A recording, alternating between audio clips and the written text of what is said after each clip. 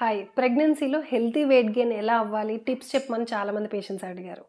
So, ప్రెగ్నెన్సీలో weight gain అనేది నార్మల్‌గా అవుతుంది. కానీ ఆప్టిమల్ వెయిట్ గెయిన్‌కి మనం ఏం చేయాలి? అంటే అరౌండ్ 10-12 కేజీస్ అంటే టోటల్ 9 మంత్స్‌లో ఇంతకన్నా ఎక్కువ పెరిగితే ఓవర్ వెయిట్ కింద వస్తదనమాట. సో, కాబట్టి హెల్తీగా వెయిట్ గెయిన్ అవ్వాలంటే మనం డైట్‌లోనే కదా మరి కేర్ తీసుకోవాలి.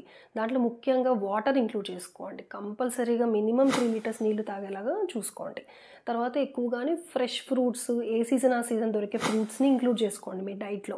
సో, స్నాక్ లాగా ఫ్రూట్స్ కానీ, నట్స్ కానీ ఇలాంటివి తీసుకోండి. లేదు వెజిటబుల్ సలాడ్స్ లాగా. సో, దీనివల్ల ఏంటంటే మీరు అనవసరమైన ఎక్కువ క్యాలరీస్ అనేది అవాయిడ్ చేసుకోవచ్చు.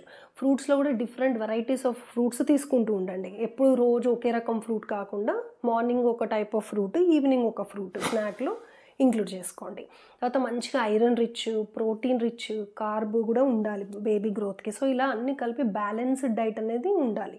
సో, దీంట్లో హోల్ గ్రెయిన్స్ ఇంక్లూడ్ చేసుకోండి.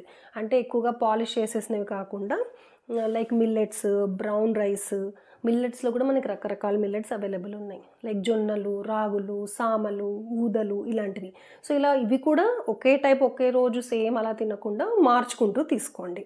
ఇంకా చాలా ఇంపార్టెంట్ ఫ్యాట్స్ అనమాట. దాంట్లో హెల్తీ ఫ్యాట్స్‌ని ఇంక్లూడ్ చేసుకోండి. లైక్ టోన్డ్ మిల్క్, పెరుగు, ఇంకా అవకాడో ఇట్లాంటి వాటిలో చక్కగా మంచిగా అన్‌సాచురేటెడ్ ఫ్యాటీ యాసిడ్స్ ఉంటాయి. ఇవి మీ బేబీ గ్రోత్‌కి సరిపడా ఫ్యాట్స్ అనేది సరిపోతుంది.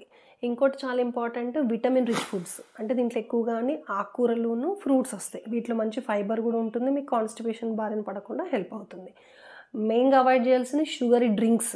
అంటే ఎక్కువగానే జ్యూసెస్ లాంటివి, షుగర్ రిచ్ ఫ్రూట్స్ అంటే షుగర్ ఎక్కువగా వేసుకొని జ్యూసులు తాగడం ఇలాంటివి అవాయిడ్ చేయండి. న్యాచురల్ ఫ్రూట్సే తీసుకోండి. సో, ఇలా మీరు you can achieve a healthy weight gain in pregnancy. Thank you.